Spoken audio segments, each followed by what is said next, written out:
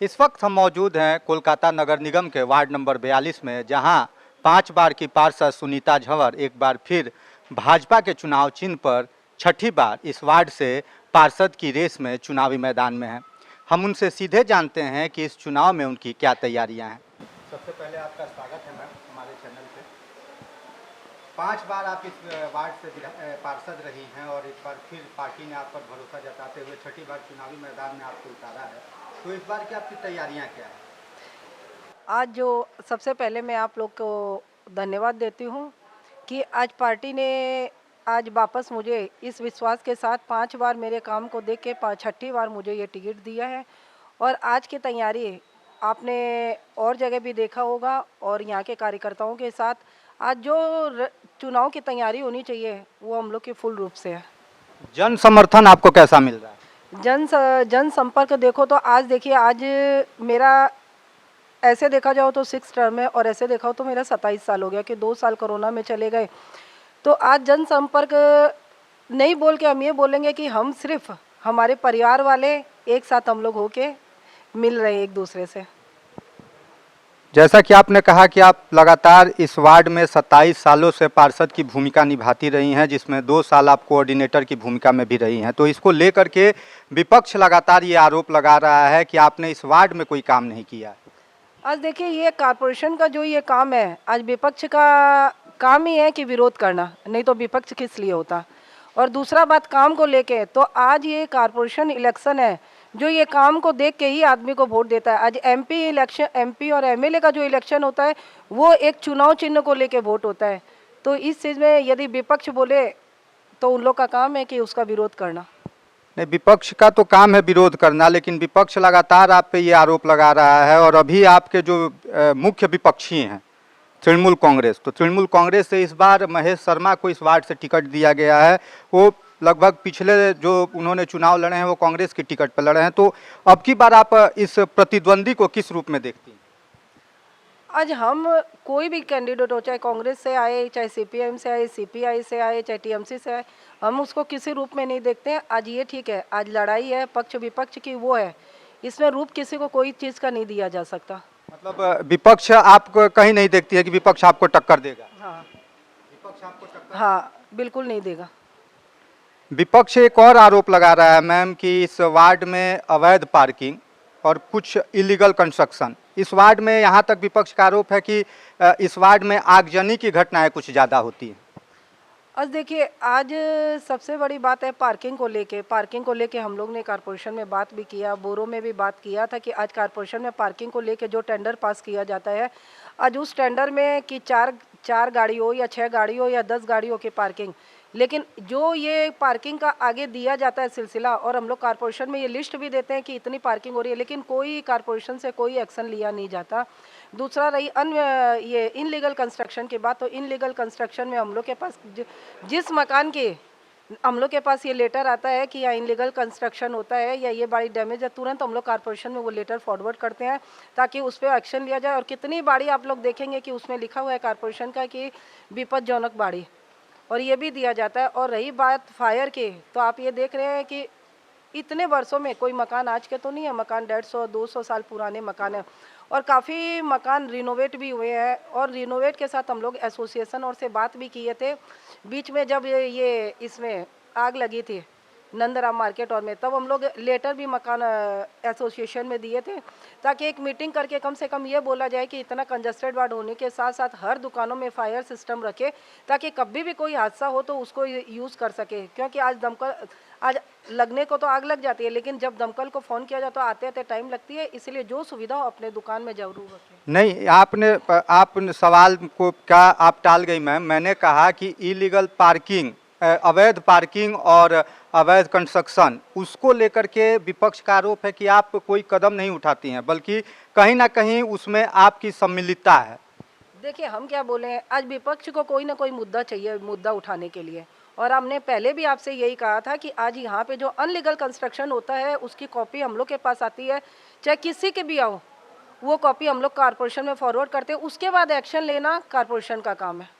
एक चीज़ और मैम के विपक्ष का एक और आरोप है कि पूरे चुनाव, जब ये चुनाव है तभी आप लोगों के बीच दिखाई देती हैं, वरना आप बाकी जब चुनाव खत्म हो जाते हैं तो आप लोगों के बीच नहीं जाती हैं?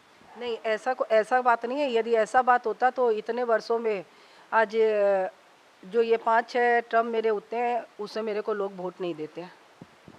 हमारे साथ भाजपा नेता इस वार्ड के मौजूद हैं किशन झंवर जी, हम उनसे भी जानते हैं। सर, आपका स्वागत है। धन्यवाद सर। आप विगत ये छठा टर्म होगा, जैसा कि मैम ने बताया 27 साल से आप इस वार्ड में भाजपा के नेता के तौर पर मैम के साथ जुड़े हुए हैं, तो इस वार्ड में कैसे अब की बार क्या लगता है? देखिए, मैं तो एक ही बात कहूँगा, यहाँ विपक्ष है ही नहीं। जिस घर में हम लोग कैंपेनिंग में जाते हैं, लोग हम लोग को एक ही बात बोलते हैं कि आपको आना क्यों पड़ रहा है, आपको ऐसा क्या चीज़ हो गया कि आपको हमारे घर में आना पड़ रहा है। हम लोग आपके यहाँ जाते हैं, आप लोग हमारा हर काम करते हैं, तो आपको आने का ज़रूरत नहीं है। और हम हर जगह जाके एक ही बात कहते हैं कि जिस तरह घर में किसी बच्चे का शादी का जब समय आता है और जब शादी होती है ना, तो अपने परिवार वालों को जाके निमंत्रण देना पड़ता है। तो हम लोग आपके पास में 19 तारीख का निमंत्रण देने आए हैं कि उस दिन यहाँ पे वोट है, आपको निमंत्रण के रूप में उस दिन अपना आशीर्वाद देना है। सर, विपक्ष का ये आरोप है कि अगर आपने इस वार्ड में काम किया है, ठीक है, भाजपा इस वार्ड में काम कर रही है, तो भाजपा ऐसा क्यों प्रचार क्यों कर रही है? भाजपा को तो घर में बैठ जाना चाहिए।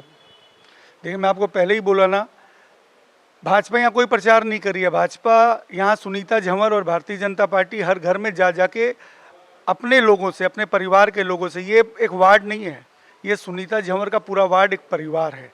और परिवार में मिलना जुलना 365 दिन का काम है। और इस क्षेत्र के अंदर में सुबह से लेकर रात तक में किशन झंवर का चेहरा। अब रहा बात, जैसे आपने एक चीज़ कही कि सुनीता झंवर को लोग देखते नहीं हैं, तो मैं एक ही बात कहूँगा कि देखिए, आजकल ज़माना हो गया चेंज। ज़माना 1 पर 1 फ्री मांगता है।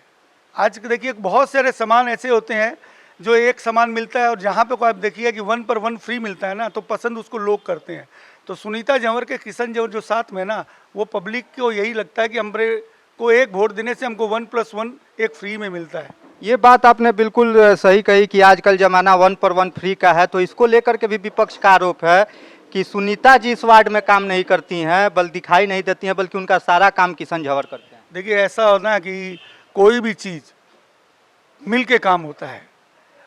सुनीता झंवर एक पर्सनल खुद नहीं है। सुनीता झंवर भारतीय जनता पार्टी की एक उम्मीदवार है और एक भारतीय जनता पार्टी की पार्षद है। तो भारतीय जनता पार्टी एक परिवार है। कोई भी व्यक्ति चुनाव अकेला लड़ता है, लेकिन उसके बाद में उसको संभालने का काम पूरे परिवार का होता है। जिस तरह किसी भी घर में कोई अगर फंक्शन होता है ना, तो पूरा परिवार मिलकर उस फंक्शन को सफल करता है। उसी तरह भारतीय जनता पार्टी का पूरा परिवार, इस वार्ड का जो परिवार है, उनके साथ में एक होकर के काम करता है। आप इस चुनाव में विपक्ष का, जैसे कि मैम ने कहा, आपने भी कहा कि विपक्ष नहीं है, लेकिन कहीं ना कहीं आपको लगता है कि प्रतिद्वंदिता है इस बार? मेरे को नहीं लगता ऐसा, क्योंकि जनता बहुत जागरूक है। देखिए, आज का समय ऐसा आ गया कि जनता बहुत जागरूक है, और जनता के पास में जो भी जाता है, जनता उसको नमस्कार करती है, प्रणाम करती है। किंतु जनता एक निर्णय ये कर चुकी है कि हमको वोट किसको देना है।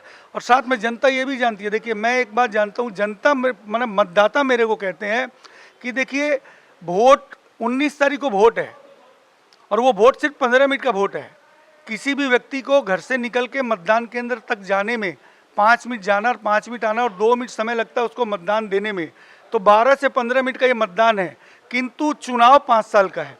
इसलिए जनता कहती है कि हमें मालूम है कौन हमारा 5 साल में सुख दुख में साथी रहता है, कौन हमारे लिए ईजी अवेलेबल रहता है। इसलिए जनता की तरफ से मैं बहुत निष्फिकर हूँ, क्योंकि जनता अपने मन में ये मन बना चुकी है कि हमारे दिल में, हमारे मन में सुनीता झंवर है, सिर्फ सुनीता झंवर है।